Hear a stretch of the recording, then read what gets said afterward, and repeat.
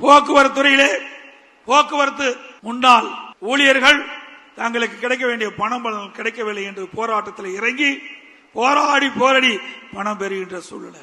எப்பொழுது பார்த்தாலும் ஸ்டாலின் சொல்லுகின்றார், இன்றைக்கு மகளிருக்கு கட்டணமில்லா பேருந்து விட்டுருக்கோம் சொல்லி அந்த பேருந்தில் ஏறி இறங்கினா தான் உயிர் நிச்சயம். அப்படிப்பட்ட பேருந்து ஓட்டுதல் பேருந்து தான் இன்றைக்கு தமிழகத்தில் இயங்கிக் கொண்டிருக்கிறது. தொழில்துறை எல்லாம் எதற்காக சொல்லினேன் என்று சொன்னால், வருகின்ற சட்டமன்ற தேர்தலில் நாட்டு மக்களுக்கு நீங்கள் தெரிவிக்க வேண்டும் என்ற அடிப்படையில் இதை நான் தெரிவித்துக் கொண்டிருக்கின்றேன்.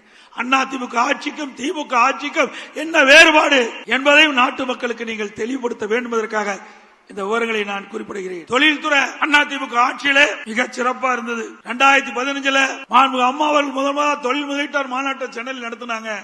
2,42,000 கோடி தொழில் முதலீட்டு ஈர்க்கப்பட்டது. 98 புரிந்துணர்வு ஒப்பந்தம் போடப்பட்டாங்க. அந்த பணியெல்லாம் துவங்கி நிறைவேற்றப்பட்டு பல்லாயிரக்கணக்கான பேருக்கு வேலை கிடைச்சிருக்குது.